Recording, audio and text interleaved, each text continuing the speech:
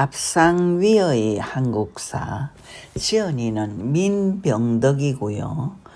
1990년부터 MBC, EBS에서 교육방송에 출연하며 한국사 자료를 데이터베이스로 구축하고 계신 분이기도 합니다. 이 책은 음식을 위주로 해 거기에 얽힌 역사를 풀어나간 책인데요. 요즘 날씨 탓에 입맛도 없는 데다 몸도 지치고 코로나 때문에 정신적으로 모두들 힘든 터라 좀 가볍게 써보는 것도 나쁘지 않겠다 싶어서 올려봅니다. 커피라고 하면 고종임금이 제일 먼저 떠오르는데요. 민비가 살해되고 나서 고종은 러시아 공사관으로 피신의 아간 파천을 단행했다지요. 근 1년 동안 러시아 공간에 머물면서 그는 커피 중독자가 되는데요. 1년 후 덕수궁으로 항궁하고 나서도 내내 커피를 즐겼다고 하지요. 김홍육이란 천민 출신의 역관은 고종의 아간 파천 기간 동안 온갖 부정을 저지르며 악행을 계속하다가 항궁한 고종에 의해 유배를 가게 되자 앙심을 품고 고 홍씨 김종아에게 돈 1,000원을 주기로 하고 커피에 독을 타라고 시키는데요. 커피를 마시기 전 꼭 향을 즐기던 습관이 있었던 고종은 평소와 다른 길 느끼고 커피를 쏟아버리죠. 그날 함께 커피를 마신 사람이 나중에 순종이 된 세자셨는데요. 커피를 마셨다가 이내 토하는 바람에 목숨은 건졌지만 독의 영향으로 치아를 18개나 잃었죠. 대구라는 발칵 뒤집혔고 결국 김홍육과 김종아 공홍식은 교수형에 처해졌고 이후로는 신하 민영소가 대구란에서 숙직하면서 모든 음식의 맛을 미리 보게 됨으로써 불의의 사고를 예방했다고 합니다. 또 우리나라 사람은 사시사철 떡을 만들어 먹었는데요. 달마다 다른 여러 가지 떡을 만들어 먹다 보니 그 종류만 해도 36가지가 넘었다고 하네요. 경기도 화성에는 병점이라는 지명이 있는데요. 풀어보면 병점거리라고 합니다. 호남에 사냥으로 가던 사람들이 송탄에서 오산을 거쳐 병점을 지나갈 때에 쑥고개를 넘으면서 허기진 배를 채우느라 길가에 늘어선 떡을 파는 가게에서 요기를 했다 하여 병점이라는 지명이 유래되었다고 합니다. 1624년 인조 때 반란을 일으킨 이갈의 난을 피해서 인조는 겁을 먹고 도성을 떠나 수원과 천안을 거쳐 공주에 이르렀는데 저녁 때 어느 농민이 떡을 해서 가져왔죠. 맛있게 먹은 인조는 절미로다 절미야라고 외쳤죠. 그리고 떡 이름을 묻자 당황한 농민이 그냥 떡이라고 대답을 했는데요. 인조는 그대 성이 무언가라고 다시 물었죠. 인가이옵니다라고 그가 대답하자 인가? 그럼 앞으로 이 떡을 인절미라고 하여라. 그래서 곰을 묻힌 찰떡을 그때부터 인절미라고 부르게 되었다지요. 쑥떡에는 아픈 사연이 있는데요. 남편을 전장에 보낸 부인이 쑥떡을 해놓고 보니 마음에 들지가 않습니다. 그래서 전장에서 수레를 타고 기양하는 남편을 생각하면서 떡에 수레바퀴 무늬를 새기죠. 아내의 뜻대로 남편은 전쟁에서 큰 공을 세우고 돌아왔고 이 소문은 온 나라로 퍼져나갔죠. 그러자 남편을 전장에 보낸 여인들마다 쑥떡을 만들어서 수레바퀴 무늬를 새기는 것이 유행이 되었고 오늘날 쑥절편의 유래가 되었다고 하지요.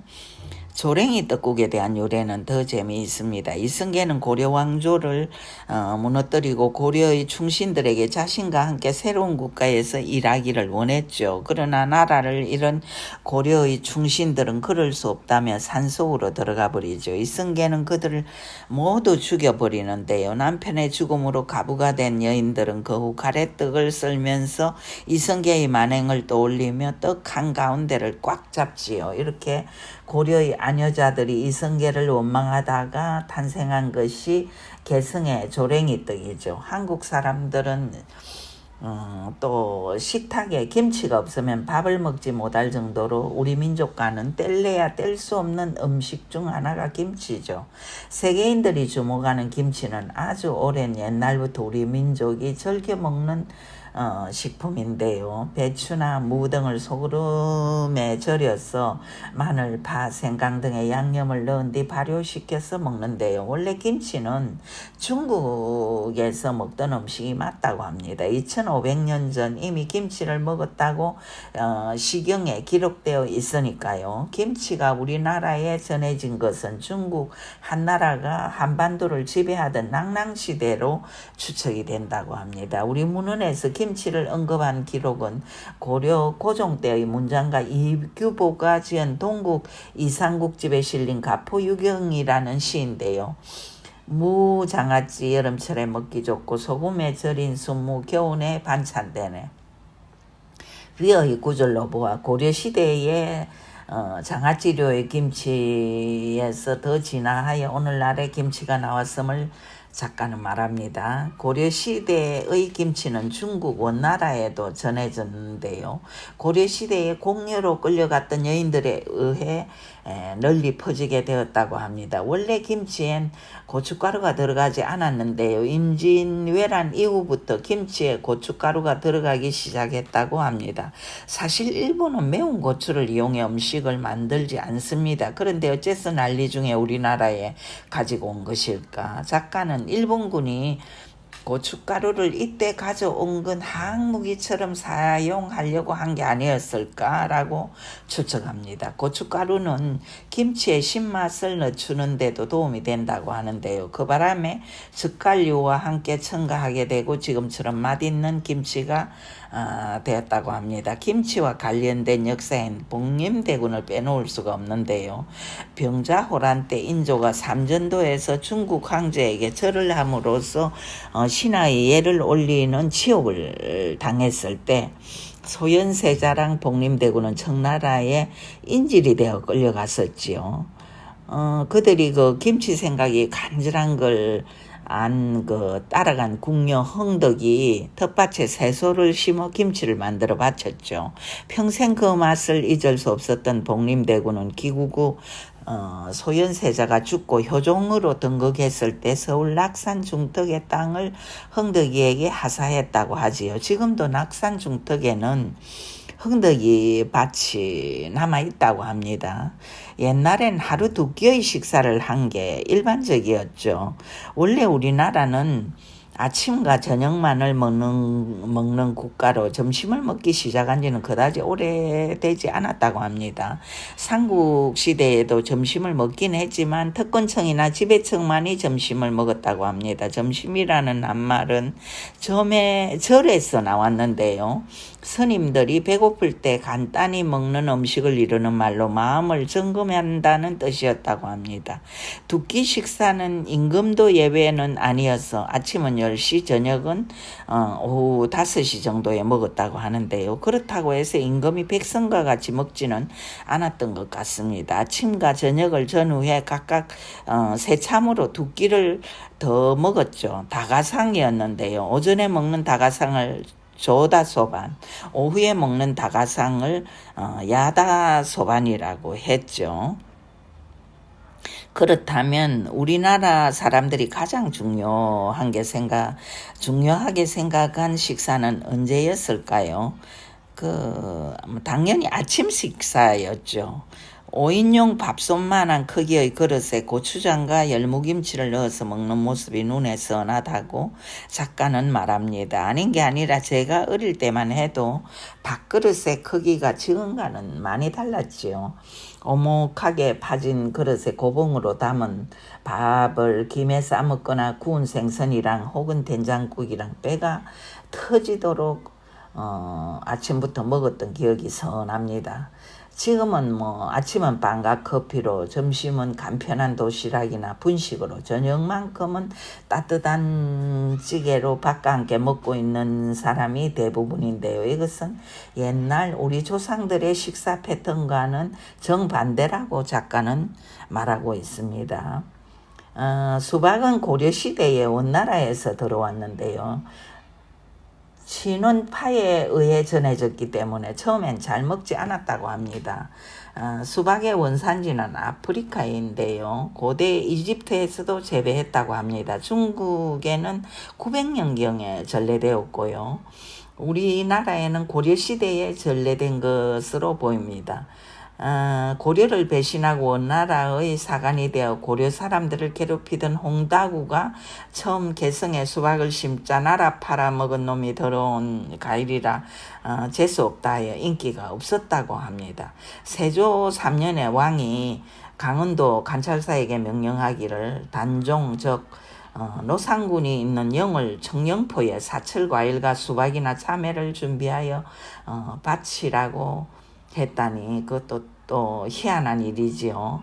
조카를 죽이기까지 한 세조지만 일만의 양심이 있었던 것이었는지 알쏭달쏭합니다. 서울역 근방에 가면 노숙자가 많은데요. 옛날엔 거지라고 불렸죠. 지금도 거지를 대접하는 천사가 많지만요. 조선시대에도 그런 그 천사들이 있었다고 합니다. 그때 그들은 녹두나 밀가루로 부침개를 던져주곤 했는데요. 이 음식은 여흥 민공가에서 내려주신 음식이요라는 등 준원분의 이름을 댔다고 합니다. 거지들은 그때마다 고마워하며 끼니를 때우곤 했는데요. 이처럼 가난한 사람들에게 나누어 주던 빈자떡이 오늘날의 빈대떡이 되었다고 합니다.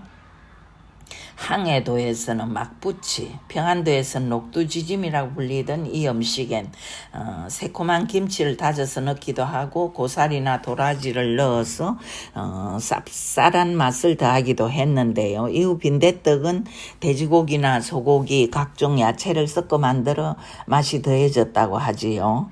전라도 특산물로 조기가 있는데요. 말린 조기를 구워 먹는 맛이 별미 중에 별미죠.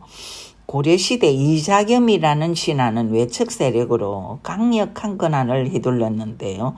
당시의 임금 인종에게 끝없이 권력을 휘두른 끝에 나중엔 사돈 척춘경과 손을 잡고 반란을 일으키죠. 그러나 척춘경이 인종의 편에 서면서 반란은 진압되고 이자겸은 영광으로 기양을 가죠. 이자겸이 영광에서 조기를 먹고 그 맛에 감동해 인종에게 정주굴비라는 글자와 함께 굴비를 진상했는데요. 몸은 비록 영광에서 기양살이를 하고 있지만 결코 굴하거나 꺾이지 않겠다는 뜻이라고 합니다. 인종도 굴비가 맛있었는지 굴비를 진산 품목에 추가하라는 명령을 내렸으며 지금도 조기 하면 영광굴비를 떠올리게 되었다고 합니다. 잡탕이란 음식은 정조 임금이 어머니 해경공 홍씨를 섬기면서 드린 음식인데요. 말이 잡탕이지 조선시대의 잡탕은 최고의 요리였다고 합니다. 숭어 전유어의 안심, 소의 골, 소의 밥탕, 소의 창자, 묵은 닭, 보에 쌓인 돼지 새끼, 돼지 다리 등의 고급 고기를 삶아 양념을 하고 국에 넣어 한 소끔 끓인 후 해삼, 전복, 완자, 표고버섯, 박고지, 실백, 잣 등을 섞어 뜨거운 국물을 부어서 먹었다니 대단한 요리죠. 어머니 해경궁을 위해 우리나라에서 나는 가장 좋은 재료들만 엄선하여 만든 국거리로 보통 것과는 완연하게 다른 특별한 잡탕이란 거죠. 그 맛은 그 당시의 음식 중 최고가 아니었을까 짐작해 봅니다.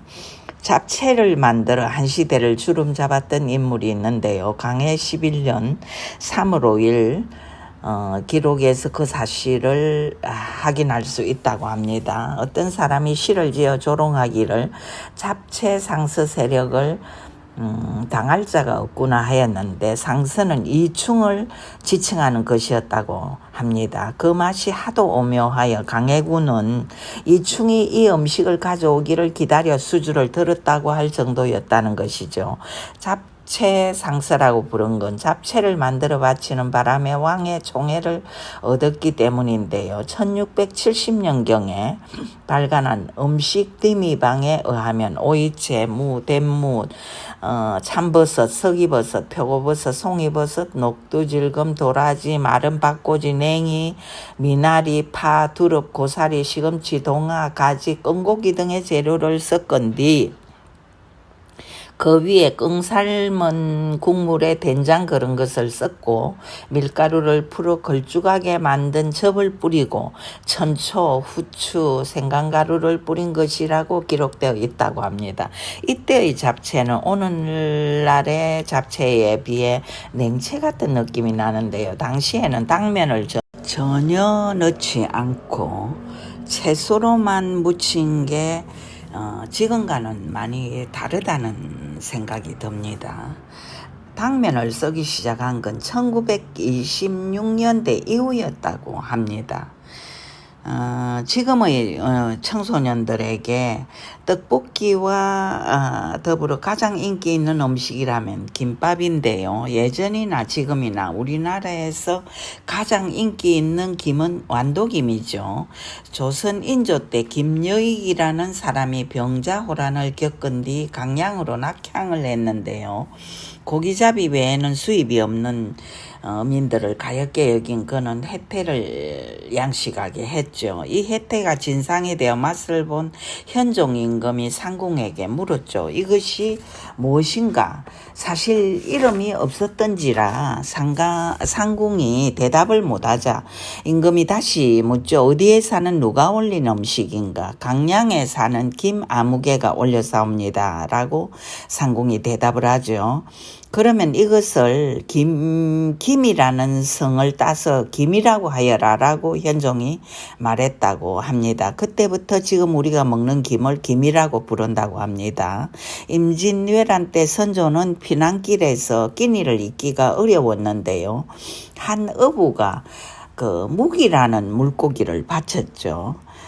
맛있게 먹은 선조는 고기의 이름을 묻고 묵이라는 이름 대신 은어라고 불러라고 명령을 내리죠. 난리가 끝난 후 궁궐에 돌아온 선조는 피난길에 먹었던 은어가 생각이 나서 다시 먹었죠. 원래 묵이라는 생선은 맛도 없고 꼴도 그저 그런 터라 임금은 당연히 입맛에 안 맞죠. 이에 그 선조가 다시 명을 내리는데요. 오늘부터 도루묵이라고 불러라 했다지요. 그래서 지금까지도 도루묵이라고 불리고 있죠. 오늘은 여기까지 하겠습니다.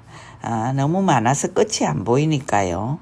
들어주셔서 감사하고요. 더운 날씨에 입맛이 떨어진 분, 기력이 떨어진 분이 많아서 이런 글도 한번 가볍게 올려봅니다. 다음에는 또 다른 작품으로 여러분을 찾아뵙겠습니다. 감사드립니다.